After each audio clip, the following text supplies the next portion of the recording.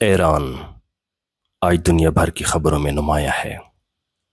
یہی وہ سرزمین فارس ہے جس سے منسوب فارسی زبان میں حضرت مسیح موعود علیہ السلام نے منظوم کلام اور کتب تحریر فرمائی۔ قدیم تہذیب، علم، طب، ریاضی اور ادب کا مرکز۔ آئیے ایک طاہرانہ نگاہ ڈالتے ہیں ایران کے ماضی سے حال تک۔ خورشید جوانا تھا بدین کو شود پیدا، بہار و رونق اندر روز یہ مل شود پیدا۔ ان کی جو میٹرو انڈر گراؤنڈ ہے جی وہ اتنے خوبصورت اور اتنی اس کے جو اسٹیشنز ہیں اتنے صاف ستھرے کہ یو کے کا ایک بھی اسٹیشن جو ہے نا اس کے مقابلے کا نہیں، ایک بھی ایئرپورٹ بھی اس کے مقابلے کا نہیں۔ اچھا، آپ نے جہاز کی بات کی ہے تو 2 طیارے ہمارے اوپر سے بھی گزر کے گئے ہیں، پرندے ہیں جی۔ ہر بات میں چائے پی جاتی ہے، اچھا، چھوٹی چھوٹی بات پہ آپ کو بلا لیں گے، آپ ہمارے ساتھ چائے پیو۔ میرے صاحب آئیں ادھر اندر ایبے کے اندر جا کے باقی باتیں یہ گرنا جائے۔ آج اگر کوئی ایران جا رہا ہو اور واپس آ رہا ہو، وہ کیا 2-3 چیزیں ہوں گی آپ کہیں گے یار ایران سے یہ لیتے آنا؟ بسم اللہ الرحمن الرحیم، السلام علیکم رحمۃ اللہ وبرکاتہ۔ 2 دوست آج کل ملے ہیں تو بات ایران تک پہنچ ہی جاتی ہے۔ میرے بھی کچھ دوست ایسے ہیں جن سے ایران کی بڑی دلچسپ باتیں ہوتی ہیں کیونکہ وہ ایران رہ چکے ہیں۔ عقیل بھائی ہمارے دوست تقریباً 14-15 سال وہاں پہ ایران میں رہے۔ میرے ایک دوست مربی کاشف صاحب، انہوں نے بھی تقریباً 4 سال وہاں پہ گزارے۔ ان کی باتیں بھی آپ تک پہنچائیں گے۔ آپ اپنی چائے بنائیں اور ہماری باتیں سنیں۔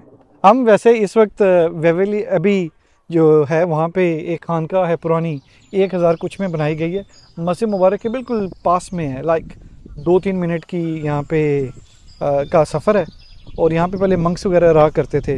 تو ہم نے سوچا ربی صاحب آپ کو ایسی پرفضا جگہ پہ لے کے آئیں جہاں پہ تاریخ بھی ہو، دریا بھی ہوں، تھوڑے پہاڑ بھی ہوں، بہت اچھا ایران کا آپ کے سامنے تھوڑا سا نقشہ پیش کریں، آپ کی یادیں تازہ کریں۔ ہیں جی، جزاکم اللہ۔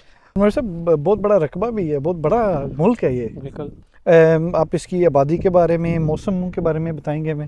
بالکل۔ ایران میں کل تقریباً 90 ملین لوگ ہیں۔ اچھا، 70واں بڑا ملک ہے، حالانکہ یہ چھوٹا آبادی کے لحاظ سے دیکھیں تو 90 ملین کو اتنی بڑی آبادی نہیں بنتی، 9 کروڑ، لیکن اس کی جو علاقہ ہے وہ دنیا کا 70واں بڑا ملک ہے رقبے کے لحاظ سے، اور یہ زیادہ تر کوہستانی یعنی پہاڑی علاقہ ہے۔ وہاں پہ بھی 4 موسم ہیں، جیسے پاکستان میں 4 موسم ہیں، اچھا، اسی طرح وہاں پہ بھی موسمی لحاظ سے جو تہران ہے، تہران کا موسم بہت اچھا رہتا ہے پورا سال ہی تقریباً۔ جو آپ کیلنڈر پہ تصویر دیکھیں گے نا وہ آپ کو باہر موسم ملے گا۔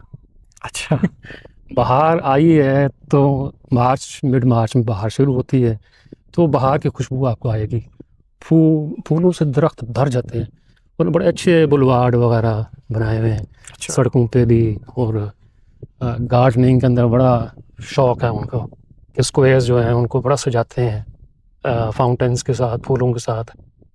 اور سردی آتی ہے تو بڑی اچھی سردی آتی ہے، برف ٹھیک ٹھاک پڑتی ہے۔ تہران میں بھی نومبر سے لے کے مڈ مارچ تک اچھی برف پڑے گی، اور گرمی آئے گی تو بڑی اچھی گرمی آپ کو ملے گی۔ مطلب ہر موسم بڑا اچھا ہے۔ میرے صاحب آئیں ادھر اندر ایبے کے اندر جا کے باقی باتیں یہ گرنا جائے۔ میرے صاحب اگر پچھلے پتہ نہیں 1900 سالوں میں نہیں گرا تو خیر کوئی پتہ نہیں ہوتا۔ ہاں جی، بارش آ رہی، چلے اس کے نیچے چلتے ہیں۔ اچھا ربی صاحب، یونیورسٹی آپ سمجھیں ہم یونیورسٹی میں داخل ہو رہے ہیں جی، وہاں کی یونیورسٹی جو ہیں وہ تھوڑی مختلف ہیں یا اچھی ہیں؟ کیسے؟ ایک تو وہاں پہ جو سسٹم ہے یونیورسٹیز میں، آپ نے خود ہی ٹیچر سلیکٹ کرنے ہوتے ہیں، یعنی آپ نے جس ٹیچر کے ساتھ لیسن لینا ہے آپ خود ہی دیکھتے ہیں، پہلے جا کے آپ 1-2 لیسن چیک کر لیتے ہیں، پھر آپ کو اچھا لگتا ہے تو آپ اس ٹیچر کے ساتھ لیسن لے سکتے ہیں، ورنہ پھر آپ چینج کر سکتے ہیں۔ زبردست۔ تعلیم کا اپنا سمجھوں گا کہ بہت زیادہ رجحان ہے۔ اب آپ اس سے اندازہ لگا سکتے ہیں کہ تعلیم کس طرح سے وہاں پھیلی، کہ دنیا کی سب سے بڑی اور سب سے پہلی یونیورسٹی یورپ سے تقریباً 800 سال پہلے ایران میں قائم ہوئی، اور اس میں ریاضیات بھی پڑھایا جاتا تھا، میڈیسن بھی پڑھایا جاتا تھا، کلچر بھی پڑھایا جاتا تھا، ایسٹرولوجی بھی پڑھائی جاتی تھی۔ اچھا، وہاں کی جو 80% آبادی ہے، 80% سے زیادہ لوگ جو پڑھے لکھے ہیں۔ ہاں جی ربی صاحب، یہ بڑی ہائی ریشو ہے، اور یہ یورپ اور امریکہ کے برابر ہے۔ 99% جو جوان طبقہ ہے وہ پڑھا لکھا ہے، اور انہوں نے علم میں فنون میں بھی بڑی ترقی کی, ادب میں بھی بڑی ترقی کی. بالکل, انہوں نے جب اسلام کے آنے کے بعد بھی, اسلام سے پہلے بھی بہت ترقی. بہرحال جب ایک اتنی بڑی وسیع سلطنت تھی تو اس کے اندر انہوں نے اس کو نظام قائم فرمایا. لیکن جب اسلام آیا ہے تو اسلام کی جتنی خدمت اس قوم نے کی ہے جس کو فارسی کہا جاتا ہے, وہ کسی اور قوم کو توفیق نہیں ملی. اور یہی میں سمجھتا ہوں کہ اللہ تعالیٰ نے ان کی اس خدمت کے اعزاز میں یہ سعادت ان کو دی کہ امام مہدی اس قوم میں سے آیا ہے. جی, یہ جو ہماری احادیث کی 6 معتبر کتابیں ہیں جن کو صحاح کہا جاتا ہے, وہ ان کے سب لکھنے والے جو تھے وہ ایران سے تعلق رکھتے تھے. اچھا مولوی صاحب, اس کے علاوہ بھی میڈیسن میں, طب میں آپ دیکھ لیں البیرونی, الرازی, اس پوڈ کاسٹ کی تیاری میں ہی میں پڑھ رہا تھا مولوی صاحب کہ یہ انفیکشنز کی جو ڈیزیزز ہوتی ہیں, خسرہ فار ایگزامپل, چیچک, یا یہ کرنٹینہ کرنا یا کوارنٹائن کرنا, اس کا بھی بتایا تھا کہ ہواؤں سے اور پانی کے ذریعے بھی بیماریاں پھیلتی ہیں. بگوشید جوانا تھا بے دین قوت شود پیدا, بہار و رونق اندر روز یہ ملت شود پیدا. دنیا کا سب سے پہلا ٹیچنگ ہاسپٹل ایران میں تھا. القانون فی الطب لکھی جو 5 جلدوں پر مشتمل ایک کتاب ہے اور 600 سال تک یورپ میں پڑھائی جاتی رہی, تدریس کا حصہ رہی, جس میں تقریباً 8000 ادویات کا جو ذکر کیا گیا. اور یہ جو سسٹم ہوتا ہے کہ وہاں پہ پراپر میڈیکل ٹیسٹ ہوگا, وہ پاس کریں گے پھر آپ پریکٹس کر سکیں گے, جسے ہم عموماً ریزیڈنسی کہتے ہیں. تو پورا ایک کلچر دیا کہ ہاسپٹل کیا ہوتا ہے, ٹیچنگ کیا ہوتی ہے, مریض ان کو الگ رکھنا بیماریوں سے. ہاسپٹل کا معیار بھی جو ہے وہ بہت ایڈوانس ہے میں کہوں گا, کیونکہ وہاں جتنے بھی بڑے بڑے ڈاکٹرز ہیں کہیں بھی, ابھی میں آپ کو ایک مثال دیتا ہوں کہ ان کو ڈاکٹرز کی اور سائنٹسٹ کی ضرورت تھی جی 90s ارلی 2000 کے قریب, 2010 تک. جی, تو گورنمنٹ نے اپنے طور پہ ایک اپیل کی کہ ہمیں اپنے ملک کو بڑھانے کے لیے ڈاکٹروں کی, سائنٹسٹ کی, راکٹ سائنٹسٹ کی, اس قسم کی ضرورت ہے. تو اگر جو بھی پیٹریٹ ہیں لوگ وفادار ہیں تو اپنے آپ کو پیش کریں. جی, تو 1 لاکھ بندہ جو ہے وہ مختلف ملکوں سے اپنے ملک چھوڑ کے, تو وہ مطلب اپنی ان بزنسز کو چھوڑ کے واپس ایران میں موجود ہو گیا. جو گورنمنٹ کے ہاسپٹلز ہیں وہ تو فری ہیں, لیکن بعض لوگ ہوتے ہیں جو اپنا پرائیویٹلی علاج کرانا چاہتے ہیں تو وہ فری نہیں ہوتا.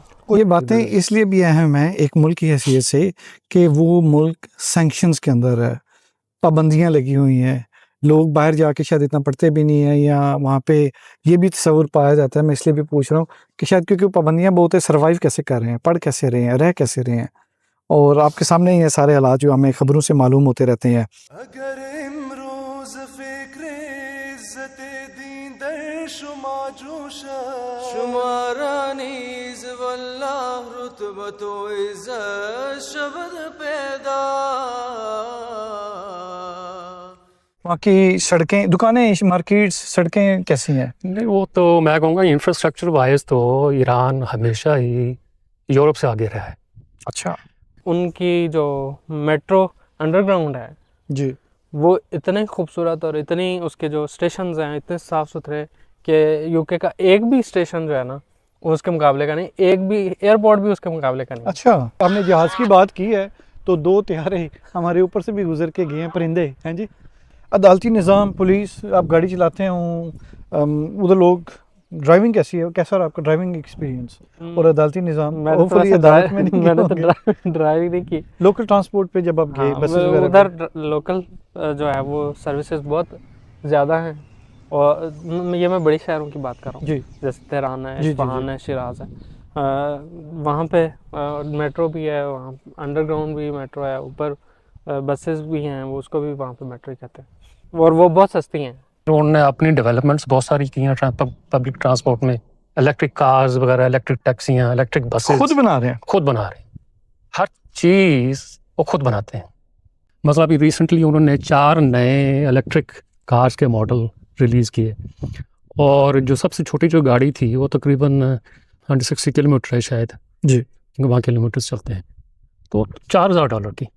اچھا, اس کی قیمت مطلب یورپ میں آپ کو $4000 کی تو یوزڈ کار بھی نہیں ملتے, مشکل سے ملے. جی جی جی.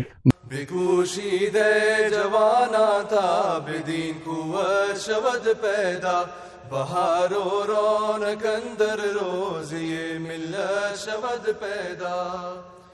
مولوی صاحب وہاں پہ مہنگائی ہے؟ مہنگائی تو اب تو ظاہری بات ہے کیونکہ اس کو مغربی طاقتیں ہیں وہ ان کے خلاف جب بولتے ہیں تو وہ اس پہ پابندیاں لگاتے ہیں. سینکشنز وغیرہ اتنی ہیں زیادہ اس پہ معاشی لحاظ سے پابندیاں لگائی گئی ہیں کہ ایک لحاظ سے وہ اکیلا ملک رہ گیا.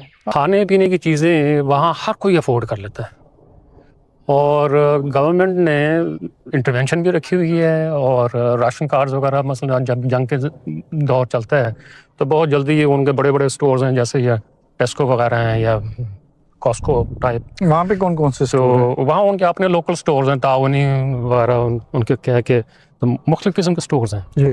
تو ان کے اندر پھر وہ آپ کو راشن کارڈ بھی دیتے ہیں اور پھر آپ کو کوپنز وغیرہ بھی دیتے ہیں کہ آپ اپنی مرضی سے جائیں اور اس کے اندر آپ یہ چیزیں خرید سکتے ہیں. بجلی پانی گیس اور آئل اتنا سستا ہے کہ 3 مہینوں کے بعد لوگ بل دیتے ہیں اور وہ بھی اتنا تھوڑا ہوتا ہے اور باوجود اس کے کہ وہاں پہ لوگ دن رات بجلی یوز کرتے ہیں ان کو فکر نہیں ہوتی کیا یہ بل آئے گا. بل آئے اس ہمیں کہتے ہیں لائٹ بند کر دو بل کافی آئے گا. اچھا وہاں پہ انہوں نے بجلی بہت سستی کی ہوئی ہے. ادھر پتہ نہیں اب یہ جوک ہے کہ نہیں, پانی مہنگا ہے تیل سستا ہے. قابل کی بات درست ہے کہ پانی جو ہے وہ نسبتاً اگر خریدنے لگیں گے تو پانی کی پرائس آئل سے زیادہ مہنگی ہوگی. اچھا ربی صاحب, دنیا کی 1% آبادی ایران میں رہتی ہے اور تقریباً دنیا کی 10% معدنیات ایران میں ہیں. وہاں پہ سب سے زیادہ کیا ہے ربی صاحب جو سب سے زیادہ کثیر تعداد میں پایا جاتا ہے؟ سب سے پہلے تو آئل جی. دنیا کا 7% جو 7 سے 10% 10% وہ ایران سے حاصل ہوتا ہے. جی. اسی طرح گیس ہے, پستہ اس کو کہتے ہیں گرین گولڈ. بالکل, اور پستہ بھی ایران کا مشہور ہے. ایران کی کھجور بڑی مشہور ہے. اچھا. دو روز عمر خودر کار دی کوشید یاران کہ آخر ساعت رحلت بصد حسرت شود پیدا. اچھا عقیل شاہد بھائی, اگر کہیں ایران جانا ہو کون سے شہر ہیں جو آپ کہتے ہیں کہ مسٹ سی ہیں, کون سی جگہ ہیں جو ایران کی جو کلچرل اور ہسٹوریکل جگہیں ہیں اس میں اصفہان ہے, مشہد ہے, شیراز ہے, مطلب جو سلک روڈز وغیرہ کے جو روٹس رہے ہیں کسی زمانے میں, اور تہران تو ظاہری بات ہے کبھی بھی آپ مس نہیں کر سکتے. ابھی کسی پوری دنیا کو ہو سکتا نہ پتہ ہو لیکن دنیا کا جو لارجسٹ انڈور شاپنگ سینٹر ہے وہ تہران میں. اچھا. لوگ سمجھتے ہیں دبئی وغیرہ میں, ایسا نہیں ہے. اور وہ دبئی وغیرہ کے جو شاپنگ سینٹرز ہیں اس کا مقابلہ کر ہی نہیں سکتے. میں صاحب سپورٹس کے بارے میں بتائیں, وہ ادھر کا قومی کہہ لیں کھیل کیا ہے, وہاں کے نوجوان کیا کھیلتے ہیں, کون سے کھیل وہاں پہ کھیلے جاتے ہیں؟ کھیل تو وہاں کا کشتی ہے. وہاں پہ بہت زیادہ جو ہے وہ کشتی کو پسند کیا جاتا ہے. ہم اس طرف چلتے ہیں, اس کمرے کی طرف چلتے ہیں ربی صاحب. اچھا یہ 1000 یہ کچھ میں بنی اور یہ 1500 کچھ تک رہی, پھر ادھر سیلاب وغیرہ آئے تو اس سے پھر یہ کھنڈرات میں تبدیل ہوگی. بکوشید جوانا تھا بدین قوت شود پیدا بہار و رونق اندر رو. ربی صاحب ایران اس سے کتنا مختلف ہے جو میڈیا مغربی میڈیا میں دکھاتا ہے؟ فار ایگزامپل حجاب کی باتیں بہت ہوتی ہیں کہ زبردستی پہنایا جاتا ہے یہاں پہ, یا وہاں پہ پردے کی سختی بہت ہے. ایران میں خیر یہ یورپین میڈیا جو ہے وہ تو بالکل ہی نیگیٹو ان کو پورٹرے کرتا ہے, ان کو دکھاتا ہے. حالانکہ وہاں پہ جو ایک انہوں نے قانون بنایا ہوا ہے کہ عورت جب بھی باہر نکلے گی تو اس نے اپنے سر ڈھانکنا ہے, لباس اس کا ڈھکا ہوا آنا چاہیے, جسم نظر نہیں آنا چاہیے.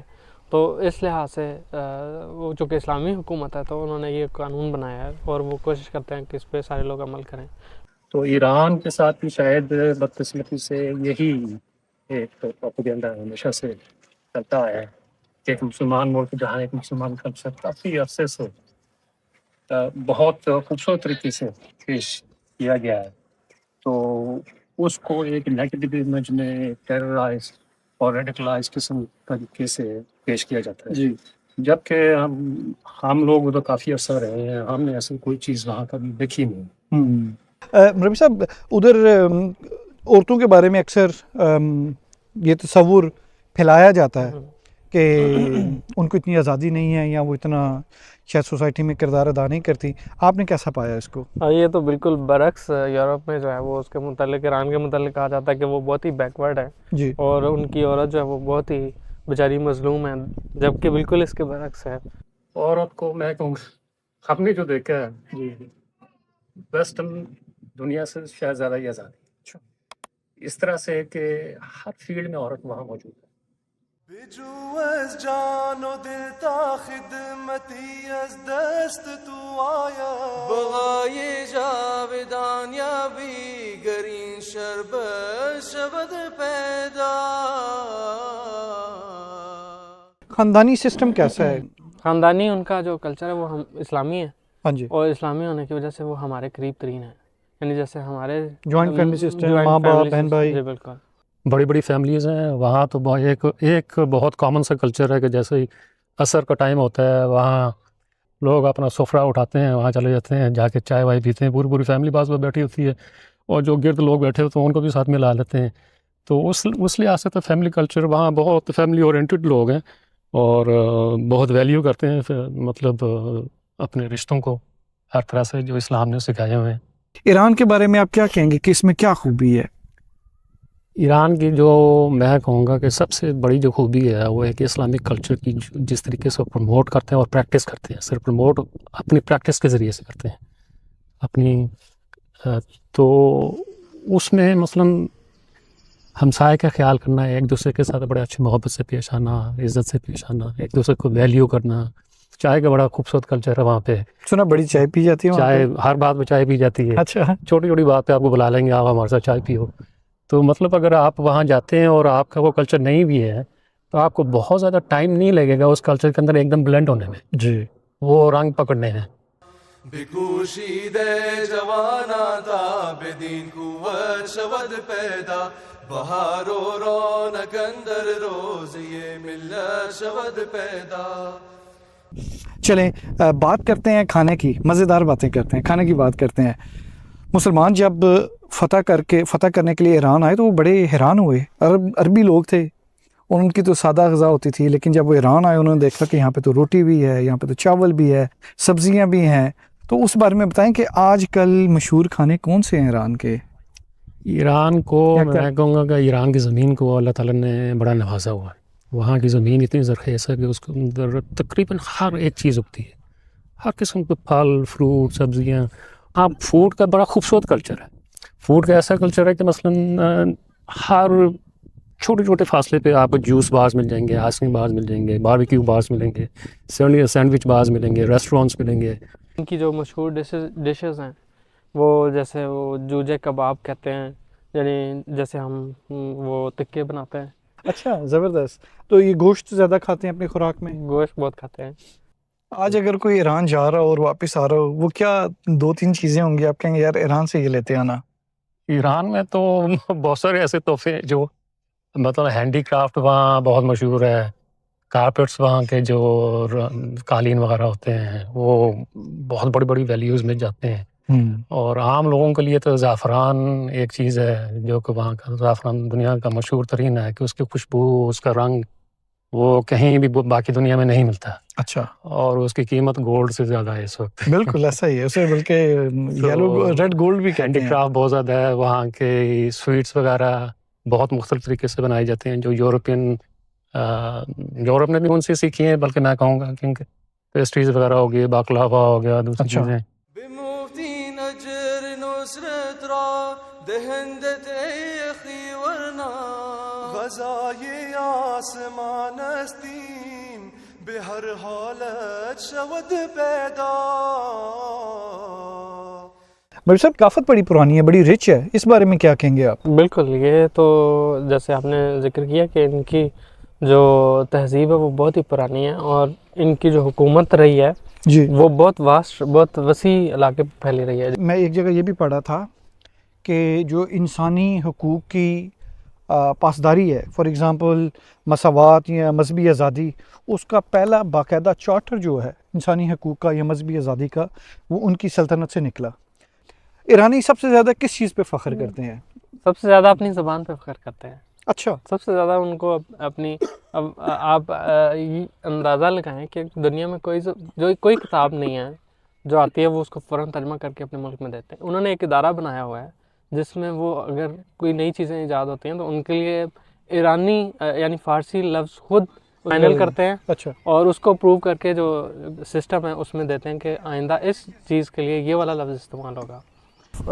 फ़ारसी की सबसे कमाल चीज़ है वो फ़ारसी के शुअरा हैं। अच्छा यानी फ़ारसी की जो शायरी है वो इस कदर ख़ुसूसी तौर पे इरफ़ानी शायरी यानी जिसमें इरफ़ान है इसीलिए वक्त के इमाम हज़रत इमाम महदी और मसीह मौऊद अलैहिस्सलाम ने वहाँ के शुअरा जो हैं उनका कलाम नकल किया है।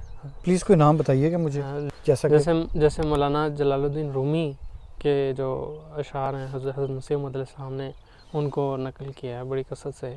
इसी तरह सादी वहाँ का बहुत मारूफ शायर है उसको उन्होंने नकल किया ने और इसी तरह और भी बहुत सारे शायर हैं। फिरदौसी वहाँ का बहुत बड़ा शायर है, उसने शाहनामा लिखा जो कि एक मास्टरपीस है, पूरी दुनिया में उसके तर्जमे हुए हैं और उसको पढ़ के दुनिया जो है वो हैरान होती है। रवि साहब मैं जिक्र कर रहा था कि बहुत सारे लफ्ज़ इंग्लिश और फ्रेंच और अरबी में भी और उर्दू में भी फ़ारसी ज़ुबान से निकले हैं। फॉर एग्ज़ाम्पल चेकमेट, ये कहते हैं कि ये शाह मर गया उससे ये लफ्ज़ निकला चेकमेट। इसी तरह पैराडाइज़ एक इंग्लिश वर्ड है, ये रवि साहब कौन सा फ़ारसी लफ्ज़ था जिससे ये निकला है? ये पीरी दीज़े कहते हैं कि ये लफ्ज़ पीरी दीज़े, उसका मतलब है बागों की दीवार, बागों की दीवार।